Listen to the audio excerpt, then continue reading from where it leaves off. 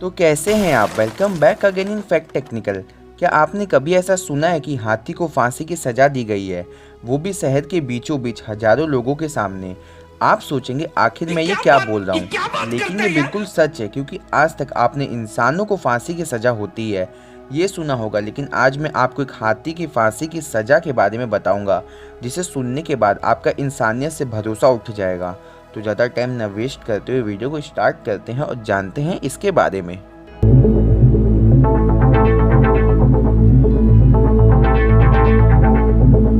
तो इस कहानी की शुरुआत होती है साल 1916 में अमेरिका के डेनिस शहर से, जहां चार्ल्स स्पार्क नाम का एक आदमी स्पार्क वर्ल्ड फेमस नाम का एक सर्कस चलाता था। और ये सर्कस शहर में काफ़ी फेमस भी था क्योंकि सर्कस में कई अलग अलग तरह के जानवर थे जो बेहतरीन करतब दिखाते। लेकिन पूरे सर्कस की जान एक मैरी नाम की हथनी थी जिसका वजन पूरे 5 टन था, लेकिन उसके बावजूद भी वो कई हैरत अंगेज करतब दिखाती, जैसे खुद को एक पांव पर बैलेंस करना, साइकिल चलाना और अपनी सूंड से कई अलग अलग तरह की आवाज़ें निकालना और भी बहुत कुछ। और ये सब करतब मैरी को उसका ट्रेनर सिखाता और दोनों के बीच काफ़ी अच्छा तालमेल भी था। लेकिन अचानक एक दिन सर्कस के ओनर और मैरी के ट्रेनर के बीच किसी बात पर बहस हो गई और मैरी का ट्रेनर सर्कस छोड़कर चला गया, जिसके बाद मैरी को भारी धक्का लगा और वो गुमसुम और चुपचाप रहने लगी। लेकिन आपने कहावत तो सुनी होगी कि the show must go on, और वही हुआ। कुछ दिनों बाद सर्कस के ओनर ने मैरी को ट्रेन करने के लिए एक नया ट्रेनर रख लिया जिसका नाम रेड एल्रिस था। हालांकि एल्रिस को हाथियों को ट्रेन करने का ज़्यादा एक्सपीरियंस नहीं था, लेकिन फिर भी उसे एज ए ट्रेनर रख लिया गया क्योंकि कुछ दिनों बाद किंग स्पार्क नाम के एक शहर में उनका शो था। और फिर एल्रिस मैरी को ट्रेन करने लगा, लेकिन मैरी एल्रिस के साथ एडजस्ट नहीं कर पा रही थी क्योंकि वो पुराने ट्रेनर के चले जाने से अभी भी दुखी थी। और वैसे भी जानवरों को नए लोगों से घुलने मिलने में समय लगता है। और फिर 11 सितंबर 1916 को किंग स्पोर्ट शहर में सर्कस की एडवर्टाइजमेंट के लिए एक परेड निकाला गया जिसमें सर्कस के सभी जानवर, स्टंटमैन और मैरी भी शामिल थी।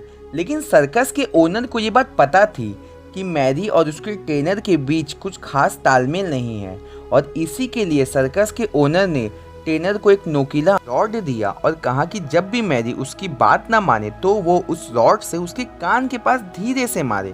और फिर शाम को परेड शहर के रास्तों पर निकल गई।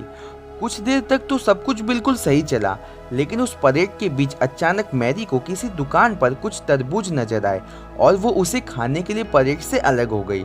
और ऐसा होते देख एल्रिस ने उस नोकीली रॉड से मैरी पर वार करना शुरू कर दिया, जिसके बाद उसके पूरे शरीर से खून निकलने लगा और जगह जगह घाव हो गए। और फिर गुस्से में आई मैरी ने एल्रिस को अपनी सूंड से उठाकर पटका और उसे पांव से कुचल दिया, जिसकी वजह से उसकी मौके पर ही मौत हो गई।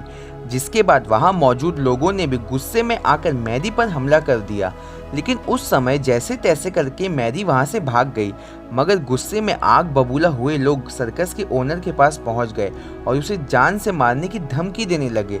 और देखते ही देखते पूरे शहर में ये बात आग की तरह फैल गई कि एक हाथी ने बीच परेड में अपने ट्रेनर को पांव से कुचलकर मार दिया।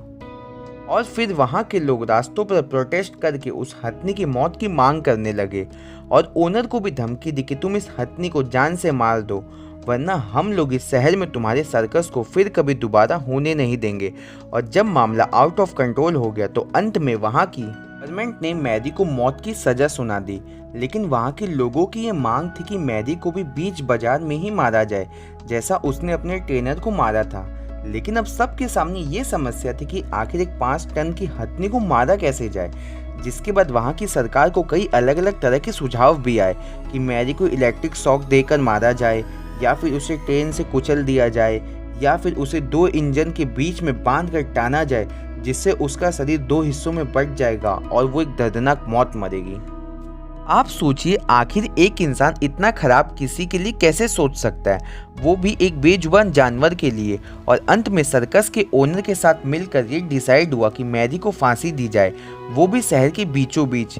और 13 सितंबर 1916 के दिन 2500 लोगों को मैरी की मौत का तमाशा देखने के लिए इकट्ठा किया गया और एक 100 टन वजनी क्रेन भी मंगवाई गई और साथ ही साथ एक लोहे की मोटी चेन जिससे उसे उठाया जाए। और कुछ देर में वहां मैरी भी आ गई और लोगों ने जैसे ही मैरी को देखा उनका जोश दुगना हो गया कि वो आज पहली बार किसी हाथी को फांसी की सज़ा होते हुए देखेंगे। मतलब आखिर कोई किसी जानवर को मरते हुए देखकर कैसे खुश हो सकता है। और फिर मैरी के गले में वो मोटी चेन डाली गई जिससे उसे ऊपर हवा में लटकाया जा सके।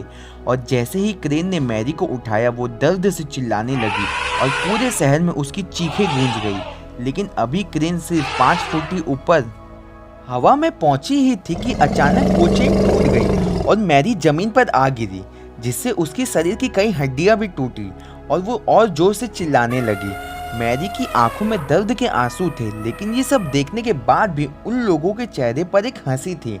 लेकिन वो लोग अभी भी संतुष्ट नहीं थे क्योंकि उन्हें तो मैरी को मरा हुआ देखना था। जिसके बाद एक और मोटी चेन मंगवाई गई और फिर से उस चेन को उसके गले में बांधा गया और उसे वापस क्रेन की मदद से ऊपर खींचा और पूरे आधे घंटे तक लटका कर रखा जब तक सबके मन को शांति ना मिले।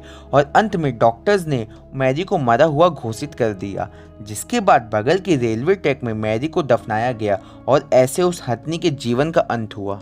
लेकिन मेरे हिसाब से उस दिन केवल उस हथनी का ही अंत नहीं हुआ था, बल्कि हमारी मानवता का भी अंत हुआ था, जो हमें इंसान होने के बावजूद भी ये बताती है कि हम जानवरों से भी नीचे हैं। क्या आपके हिसाब से अगर पूरे मामले की जांच की जाती और आखिर मैरी ने ऐसा क्यों किया इसकी वजह को पता लगाया जाता तो शायद उसके साथ इतना बुरा ना होता। आपके हिसाब से यहाँ किसकी गलती है, मैरी की, उस ट्रेनर की या उन लोगों की? मुझे नीचे कमेंट सेक्शन में ज़रूर बताएं। तो दोस्तों, अगर आपको वीडियो पसंद है तो वीडियो को लाइक करें, अपने दोस्तों के साथ शेयर करें और चैनल को सब्सक्राइब करना ना भूलें। और हमारे चैनल पर भी 5000 सब्सक्राइबर है, तो मैं चाहता हूँ आप लोग जल्दी से अपना प्यार और सपोर्ट दिखाएं और हमारे चैनल को 10,000 सब्सक्राइबर तक पहुँचा दें, जिसके बाद मैं Q&A वीडियो रखने वाला हूँ। तो मैं आपको जल्दी मिलता हूँ नई वीडियो के साथ, तब तक के लिए गुड बाय।